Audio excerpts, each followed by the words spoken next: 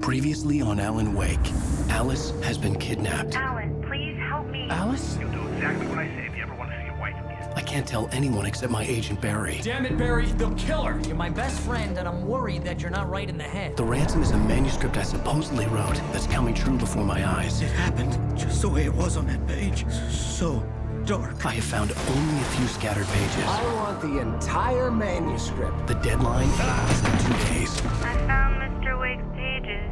Good girl. How the hell did she get her hands on the manuscript anyway? I don't know. She's resourceful. I told you you were too hard on her. Listen, I found out all sorts of interesting stuff while I was digging around.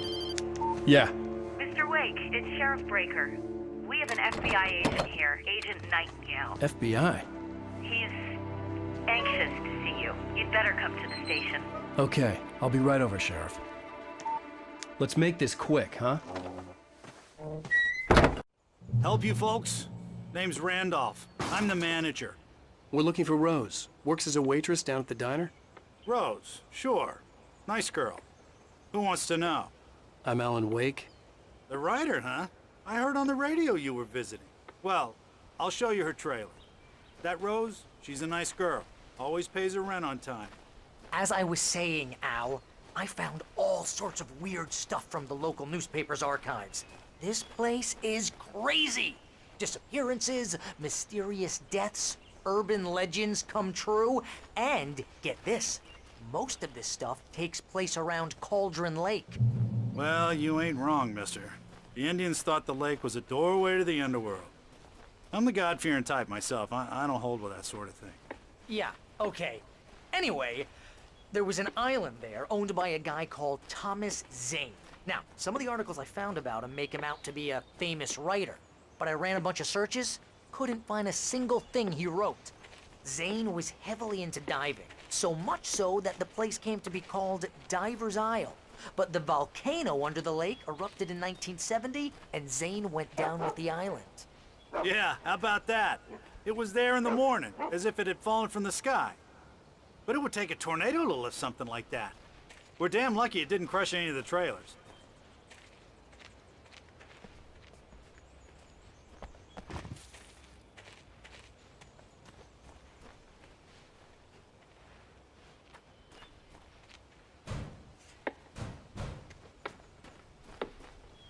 Come on, mister. I'll take you to Rose's trailer.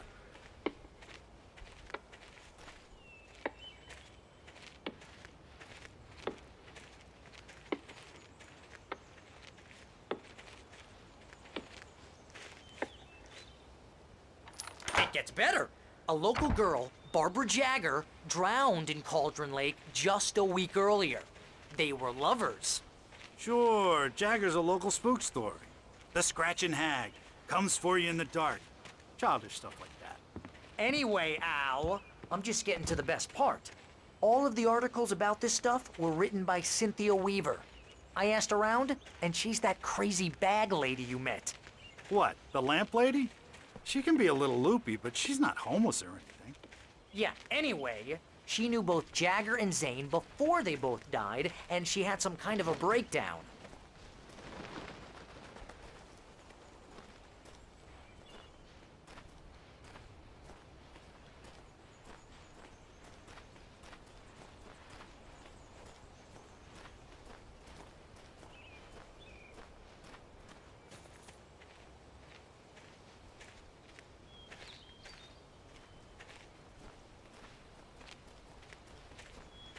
Well, mister, this here's Rose's trailer. You mind me asking what you want with her? We're just here to talk to her, pal.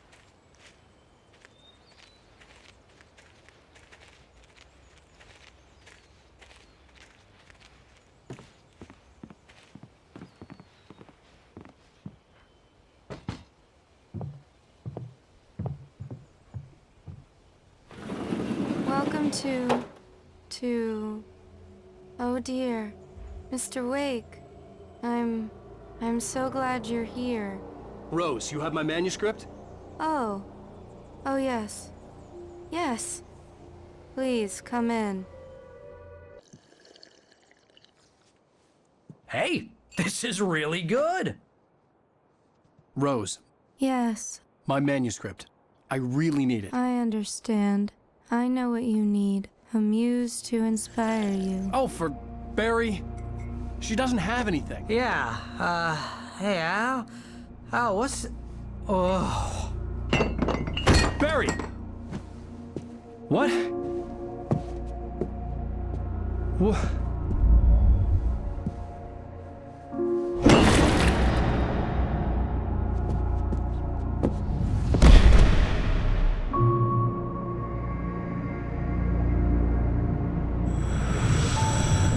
It's coming for you, hiding in my barber's skin. I'm too weak to stop it. You must turn the lights on. I promised I'd come visit you and your lovely wife. You must finish what you started. I insist. You must turn the lights on. Turn the light on. Back to work, boy.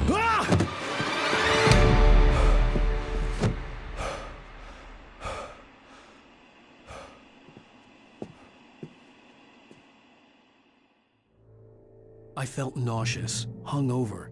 Only anger kept me going. I can't tell reality from dream anymore, but it seems I have an imaginary editor to help me. She's an old woman in a funeral dress. I call her Barbara Jagger. She's very strict. I'm writing faster and faster. My manuscript is being heavily revised. The edits are getting very aggressive, and each day there's less of me. Rose took a day from me. I had less than 12 hours left to meet the kidnapper. All I could do was get Barry into the car, work something out once I got on the road. Welcome to the Oh Dear Diner.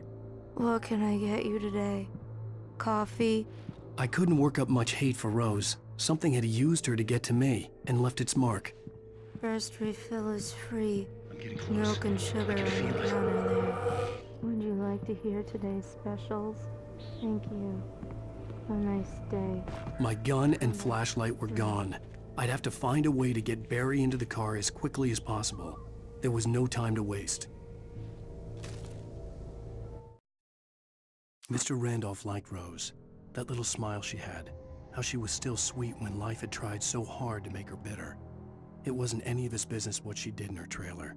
But those strangers, the writer and his smart-ass sidekick, looked like trouble.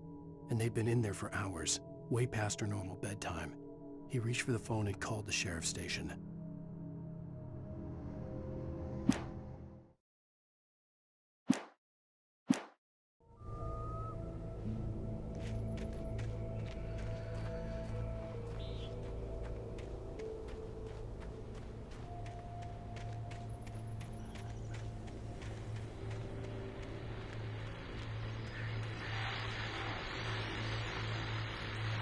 I just stepped outside to catch a breath of fresh air, and let me tell you, the weather's getting heavy. Nights like this make me especially glad I'm here talking to you and not home in bed. Once the weather takes a turn like this, I can't sleep at all. It's all tangled bed sheets and dark thoughts, punctuated by the occasional...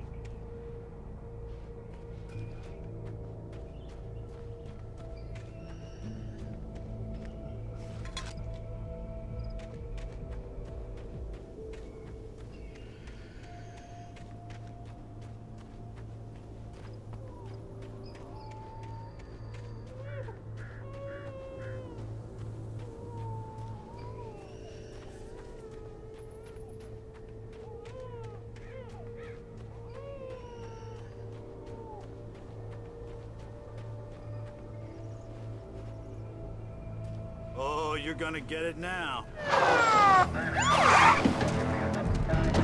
God knows what you've done to that poor girl. This is Agent Nightingale, FBI! Get him up, Hemingway! You're under arrest! You move a muscle, I'll unload right in your goddamn face! Stay right where you are, Slane!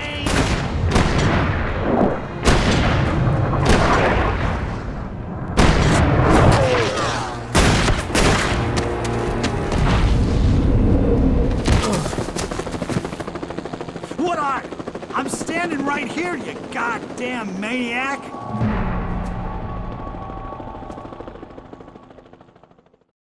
I hated to leave Barry behind, but there was no way I'd miss my appointment with the kidnapper. Give it up, Mr. Wake. Come on. Make it easy on him. Move it! Move it! Move it! I'll have you shot if you let him get away.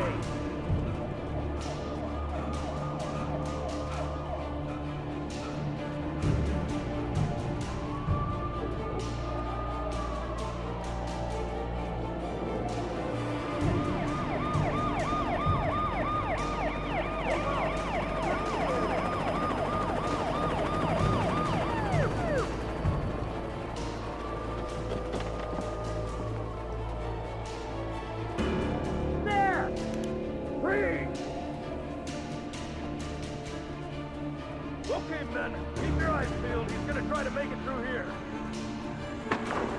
Oh, damn.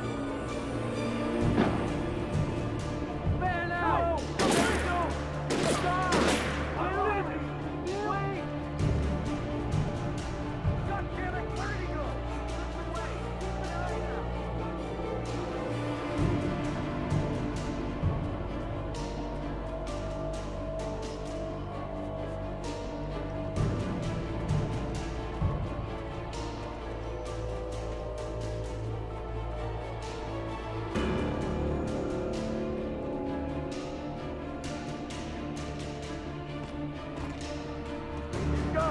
Come on, guys. We need to head him off.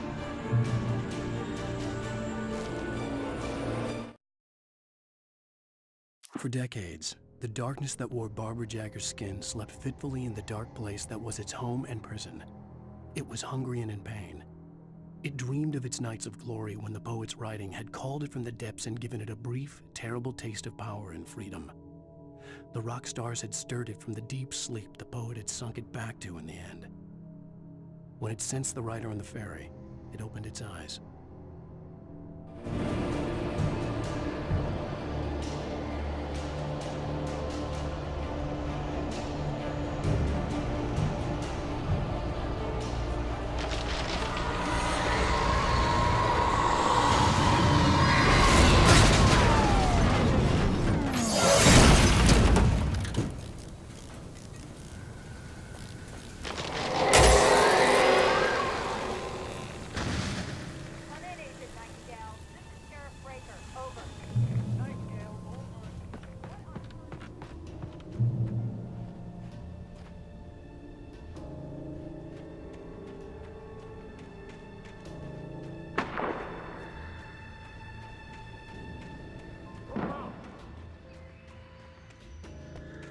Search the area.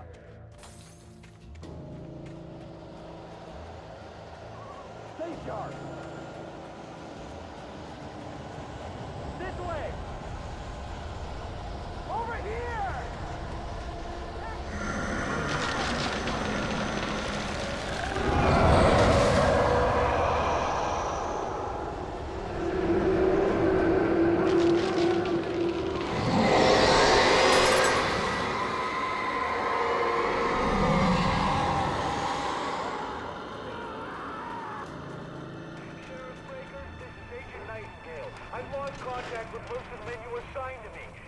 This horror was everywhere I went, circling me. The cops didn't stand a chance. They were after a writer, not a monster.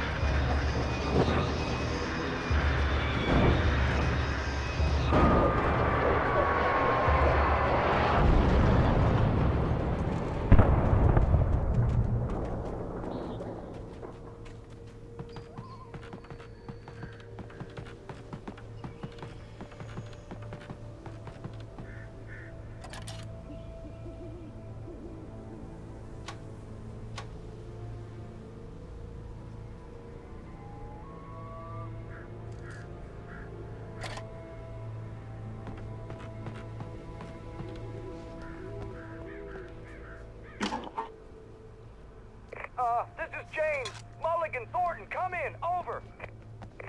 Thornton here. Jake, we got both Wheeler and Rose in custody. They didn't put up a fight or anything.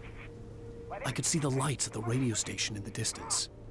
Sit down and give me that. James, Mulligan here. Over. Go ahead, Mulligan. Over. We got Wheeler and Rose here. Wheeler's drunk or hopped up on something. Speaking of which, that Fed had a pretty distinctive whip. I imagined that the broadcast tower in the distance was part of the local radio station. Maine seemed like a decent guy. Perhaps he could give me directions to the coal mine.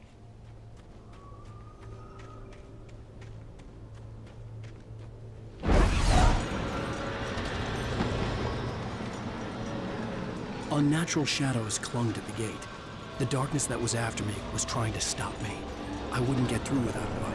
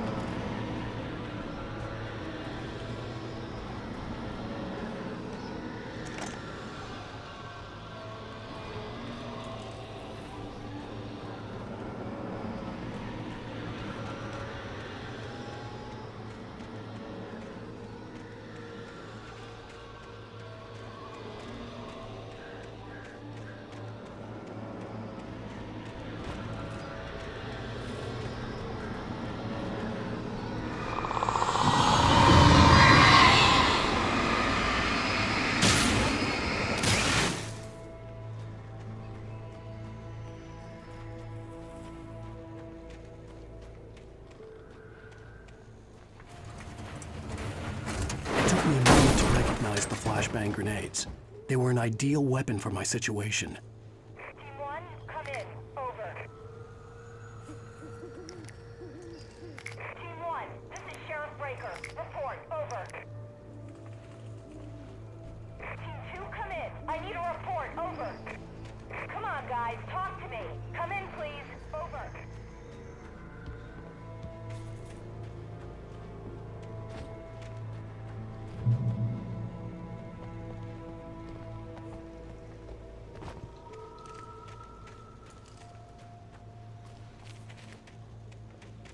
You have the right to remain silent.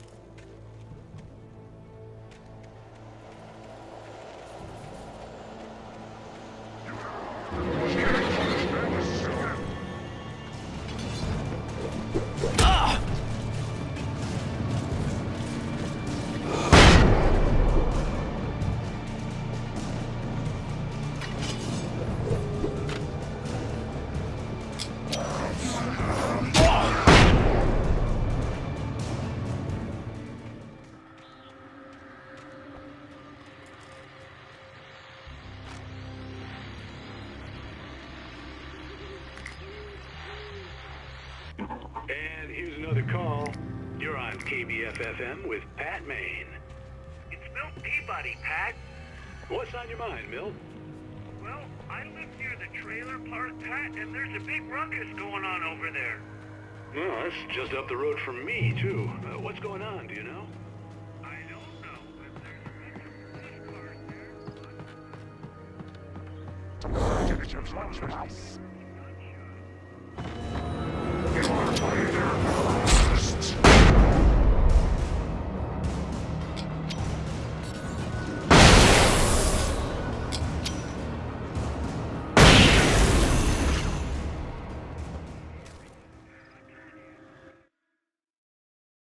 Touched by the dark presence, Rose was lost in a dreamland where everything was drawn in black and gray crayons. The old lady had promised her that all her wishes would come true. She would be Alan Wake's muse. She was smiling so hard it hurt her face. She crushed a bottle full of sleeping pills into the coffee. Deep down inside, she was screaming in terror.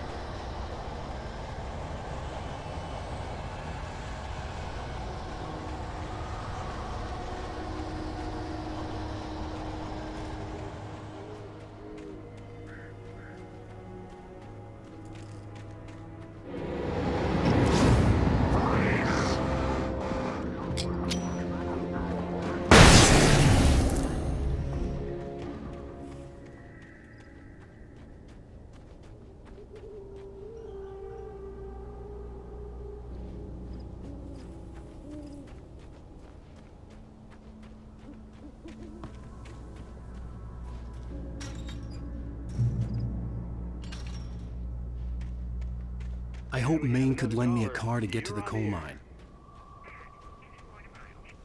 Why, hello, Lorna. What do you have for us?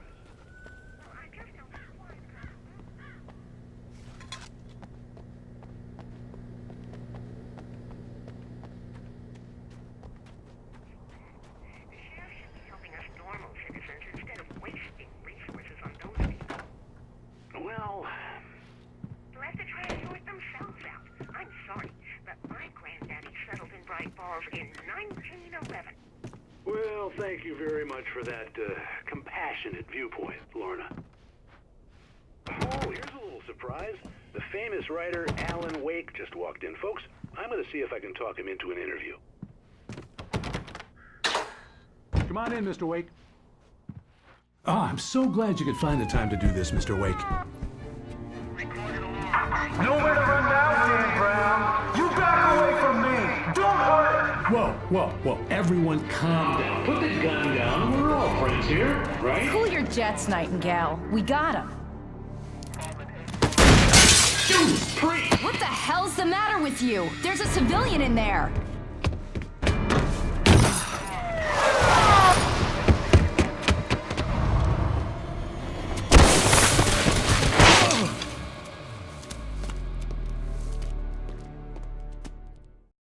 I'll get you yet, even if it kills me. You hear me? You hear me, H.P. Lovecraft? I had fallen off so many cliffs it was ridiculous. That's what you get for naming a book The Sudden Stop. It was probably good I hadn't had the chance to tell Maine where I was going. I'd have to lose the cops and find my own way to the mine. Nightingale stared through the broken studio window into the dark woods. He turned around, started to walk out, but Maine grabbed his arm. "Young man, you almost shot me. You don't shoot off rounds at people like that. What's the matter with you?" Nightingale shook his arm free, marched out. His cheeks burned with rage and humiliation.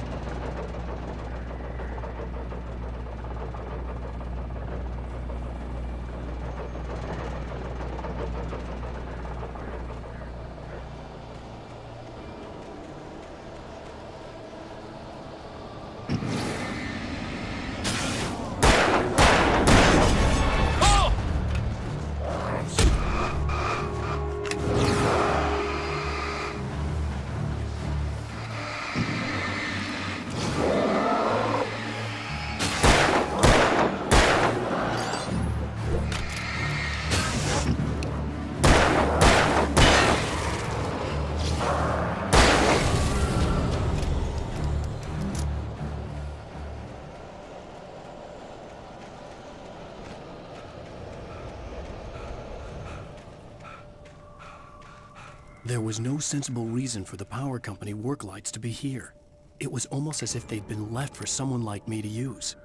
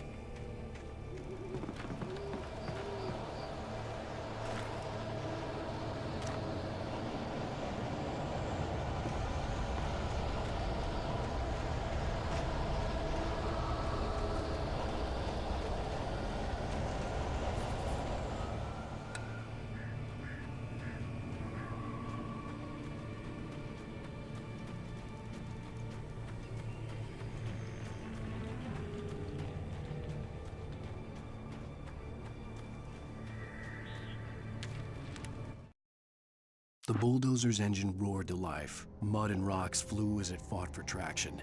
It crashed through the concrete wall and landed heavily in the yard. If it were an animal, it would have shaken its head after the impact, fixed its eyes on me, and charged. Of course, it had no head, nor eyes. Shadows crawled on its form, twisting it into a monster. Then, it came for me.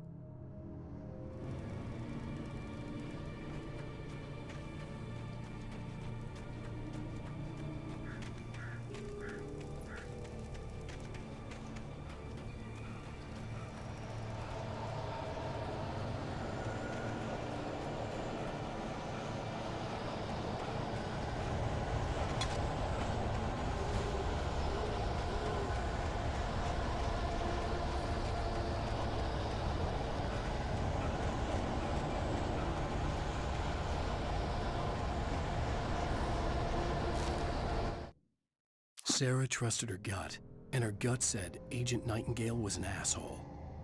He felt wrong, and it wasn't just the smell of stale booze.